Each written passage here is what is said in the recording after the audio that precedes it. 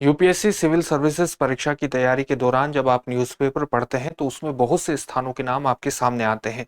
इन स्थानों की मानचित्र पर सही लोकेशन को जानना, साथ ही उनकी सामान्य विशेषताओं को जानना आपके एग्जामिनेशन के लिहाज से खासा महत्वपूर्ण है। इसी को ध्यान में रखते हुए हर सप्ताह हम आपके सामने एक प्रोग्राम लेकर के आते हैं जिसका नाम है news on map India programme. तो चलिए आज के प्रोग्राम की शुरुआत करेंगे पिछले एक प्रोग्राम के अभ्यास प्रश्न से। पिछले प्रोग्राम का अभ्यास प्रश्न क्या था? पालघाट दर्रे के संदर्भ में निम्नलिखित कथनों पर विचार कीजिए। पहला कथन था, इसका निर्माण भारत और मेडागास्कर के विभाजन के कारण लगभग 100 मिलियन वर्ष पूर्व हुआ।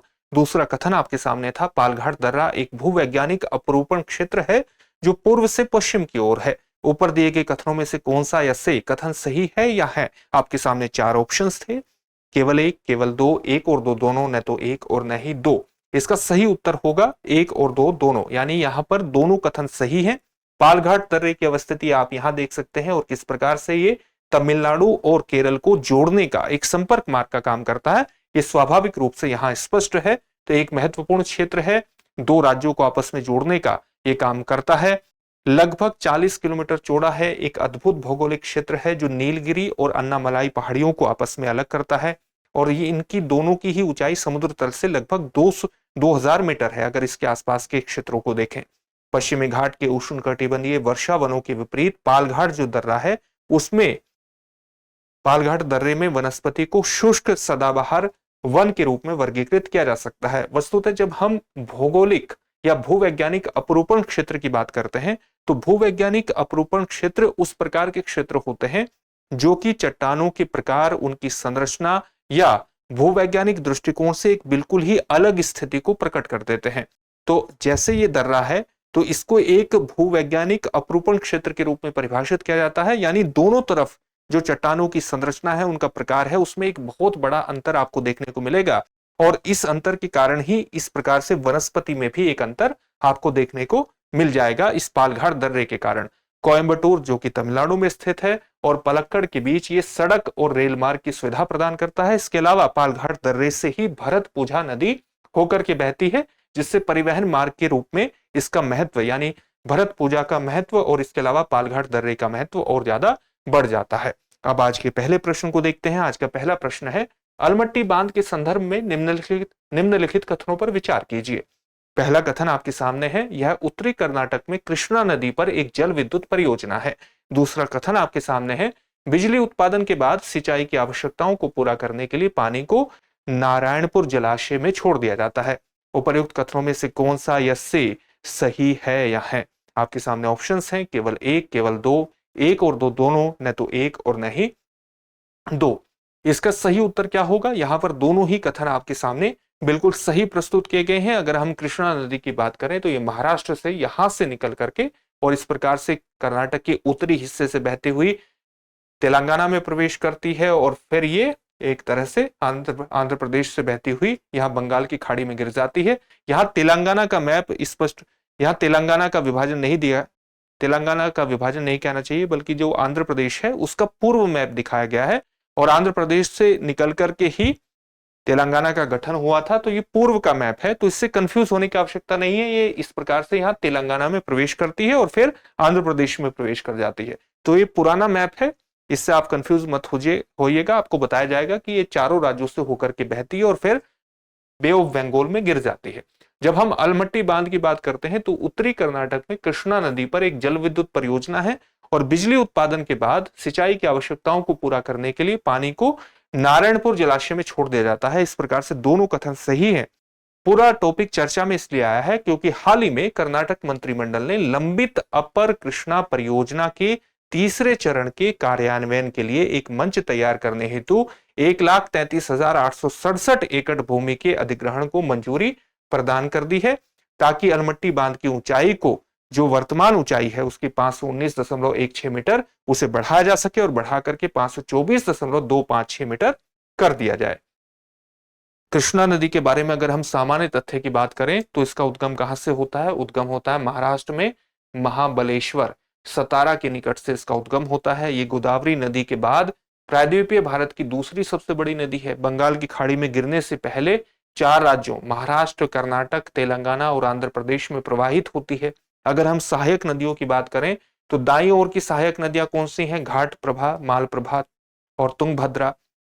बाईं ओर की सहायक नदियां कौन सी हैं इसकी? भीमा नदी, मूसी नदी और मुन्नेरो नदी। अगला प्रश्न देखते हैं। अगला प्रश्न है बिरहोर बिरहोर जनजाति के संदर्भ में निम्नलिखित कथनों पर विचार कीजिए।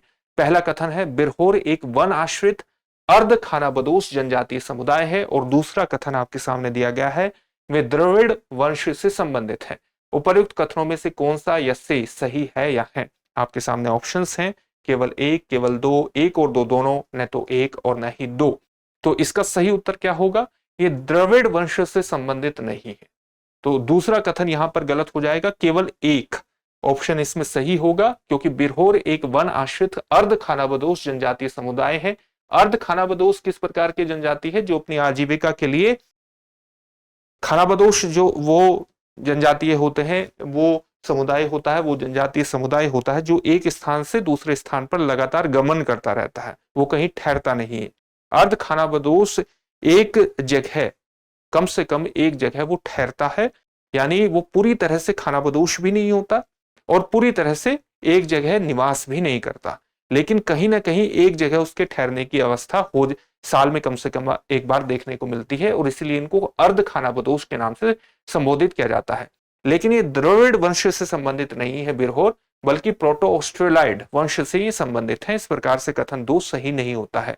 हाल ही में कोडरमा जिले के फुलवरिया गांव में बिजली विभाग उज्ज्वला योजना के तहत ट्रांसफॉर्मर स्थापना की योजना बना रहा है, जिससे गांव में बिजली आपूर्ति सुनिश्चित होगी, और इस गांव में अधिकांश जनसंख्या किसकी है? बिरहोर जनजाति की है। इसी के कारण यह पूरा टॉपिक चर्चा में आया है। बिरहोर जो जनजाति है ये मुख्य रूप से झारखंड में केंद्रित है, यानी इस एरिया में जो झारखंड है यहां पर वो केंद्रित है, लेकिन इसकी जनसंख्या एक प्रकार से ये इनकी जो जनसंख्या है वो छत्तीसगढ़, ओडिशा और पश्चिम बंगाल में भी सामान्यतः देखने को मिलती है। बिरहोर समुदाय झारखंड में पहचाने गए 8 विशेष रूप से कमजोर जनजातीय समूह, यानी पर्टिकुलरली वल्नरेबल ट्राइबल ग्रुप, पीवीटीसीज में शामिल है। उन्हीं में से एक है बिरहोर। शब्द की अगर हम बात करें तो बिर का मतलब क्या होता है? जंगल, और होर का मतलब क्या होता है? आदमी, यानी जंगल में रहने वाला आदमी, या आप जंगल के लोग के रूप में इनको परिभाषित कर सकते हैं। बिरहोर जनजातियों की अपनी भाषा है, यानी बिरहोर शब्द वहां से आया, जंगल के आदमियों के रूप में परिभाषित कर सकते हैं। तो इसका मतलब ये नहीं है कि उनको उनका कोई गलत अर्थ निकाला जाए, इस नाम का ये अर्थ है। बिरहोर जनजातियों की अपनी भाषा है जिसे बिरहोर के नाम से जाना जाता है, जो ऑस्ट्रो एशियाटिक भाषा परिवार के मुंडा भाषा समूह से संबंधित है, और उनकी भाषा संथाली, मुंडारी और हो भाषाओं से कहीं ना कहीं समानता रखती है। अगले प्रश्न को देखते हैं। अगला प्रश्न हमारा क्या है? निम्नलिखित कथनों पर विचार कीजिए। पहला कथन है कच्चातीव द्वीप भारत के दक्षिण पूर्वी तट यानी तमिलनाडु और श्रीलंका के उत्तरी तट के बीच स्थित है। दूसरा कथन आपके सामने है यह पाक जलडमरू मध्य यानी पाक स्ट्रेट में स्थित निर्जन द्वीपों की एक जोड़ी है। उपर्युक्त कथनों में से कौन सा या से सही है या है? आपके सामने ऑप्शंस हैं, केवल एक, केवल दो, एक और दो दोनों, न तो एक और न ही दो। इसका सही उत्तर क्या होगा? यहां पर दोनों ही कथन जो दिए गए हैं ये बिल्कुल सही कथन दिए गए हैं, यानी ऑप्शन सी इसका सही उत्तर होगा। अगर हम कच्चातीव द्वीप की अवस्थिति देखें तो वो यहां पर पड़ता है, और ये मन्नार की खाड़ी हुआ, ये पाक खाड़ी हुआ, पाक बे हुआ, और यहां पर पाक स्ट्रेट की अवस्थिति आप देख सकते हैं। तो यहां जो दोनों कथन दिए गए हैं वो बिल्कुल सही दिए गए हैं। अगर हम पाक जलडमरू मध्य की अवस्थिति की बात कर रहे हैं तो पाक जलडमरू मध्य जो है ये तमिलनाडु और भारत का जो राज्य है तमिलनाडु और श्रीलंका के उत्तरी प्रांत को अलग करने वाला एक महत्वपूर्ण संकरा जलमार्ग है। पाक जलडमरू मध्य पाक खाड़ी को बंगाल की खाड़ी से जोड़ने का काम करता है। इसके अलावा पाक जलडमरू मध्य और कच्चातीव द्वीप के आसपास मत्स्य क्षेत्र के लिए भारत और श्रीलंका में विवाद की भी स्थिति है। हालांकि दोनों देशों की सरकारें इस मुद्दे पर मानवीय दृष्टिकोण अपनाने के लिए एक तरह से तैयार हैं। कच्चातीव द्वीप एक ऐसी जगह पर स्थित है जहां भारतीय मछुआरे भी जाते रहते हैं और श्रीलंका के मछुआरे भी आते हैं, और इससे एक विवाद की स्थिति उत्पन्न हो जाती है। लेकिन दोनों ही देश इस बात पर सहमत हैं कि मानवीय दृष्टिकोण से ही इस मुद्दे का समाधान किया जाना चाहिए। परंपरागत तमिलनाडु के मछुआरे और श्रीलंका के उत्तरी प्रांत के मछुआरे सदियों से इन जल क्षेत्रों को साझा करते हुए आए हैं।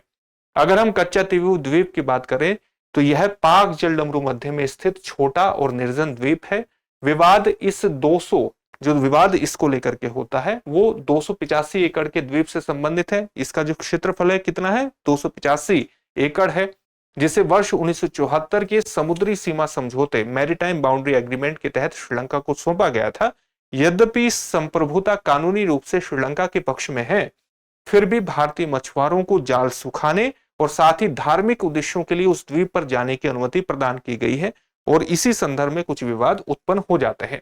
अगला प्रश्न है, निम्नलिखित कथनों पर विचार कीजिए। पहला कथन आपके सामने दिया गया है, पेरियार नदी केरल में पश्चिमी घाट से निकल करके पश्चिम में प्रवाहित होती हुई अरब सागर में गिरती है। दूसरा कथन आपके सामने है, केरल राज्य की है सबसे लंबी नदी है। उपर्युक्त कथनों में से कौन सा या से सही नहीं है या है? आपके सामने ऑप्शंस क्या है, केवल एक, केवल दो, एक और दो दोनों, न तो एक और न ही दो।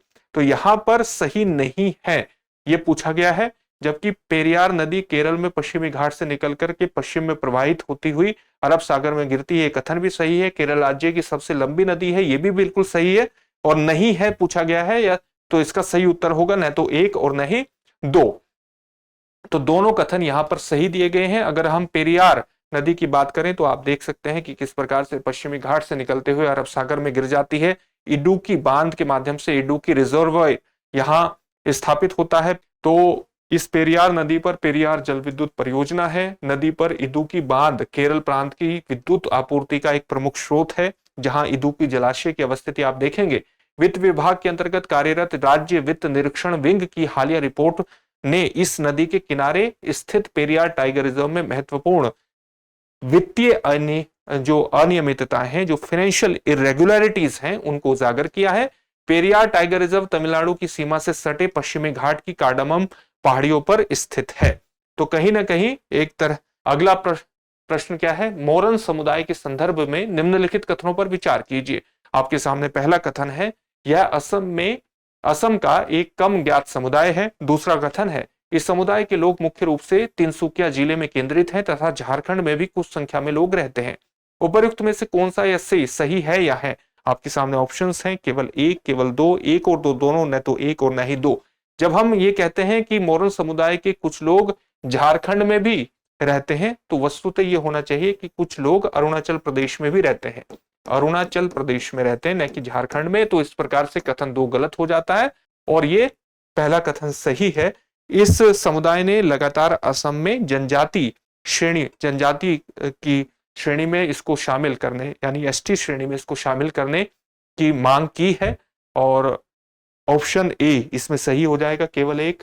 आप देख सकते हैं कि असम के तिनसुकिया के अलावा इसकी संख्या जो है वो अरुणाचल प्रदेश में भी पाई जाती है, तो और असम में तो ये है ही। तो हाल ही में चर्चा में इसलिए आया है क्योंकि असम में मोरान समुदाय ने अनुसूचित जनजाति का दर्जा पाने की मांग को लेकर के लगातार दबाव बढ़ाया है। ऐसा कहा जाता है कि अहोमों के आगमन से पहले मोरानों का बेंगमारा में अपना स्वतंत्र राज्य था, जो वर्तमान में तिनसुकिया है। तो बेंगमारा क्या है, तिनसुकिया है वर्तमान में।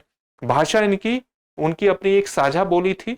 भाषा उनकी अपनी एक साझा बोली के रूप में इनकी जो भाषा है वो एक साझा बोली को अभिव्यक्त करती है, जो तिब्बती बर्मी भाषा परिवार के बोडो समूह से ली गई थी। बाद में उन्होंने असमिया का प्रयोग करना शुरू किया।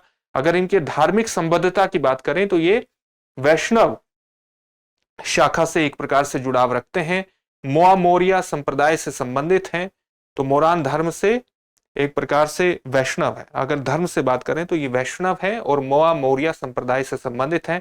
इनका एक महत्वपूर्ण त्योहार है गासर तलार बिहू, एक पेड़ के नीचे किया जाने वाला बिहू नृत्य है और उसी को ये मनाते हैं। मोरान जनजाति के जो लोग हैं, ये इनके बीच बहुत लोकप्रिय है गासर तलार बिहू, और इनके द्वारा खेरी भी मनाया जाता है। एक और त्योहार है जिसको हम खेरी के नाम से जानते हैं, वो भी मनाया जाता है।